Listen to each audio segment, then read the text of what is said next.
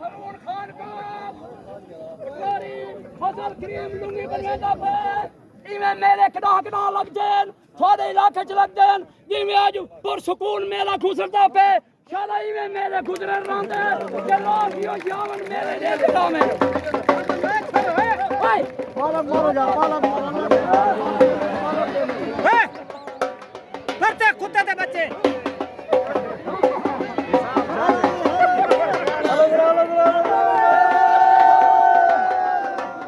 पटवारी दादा दरबार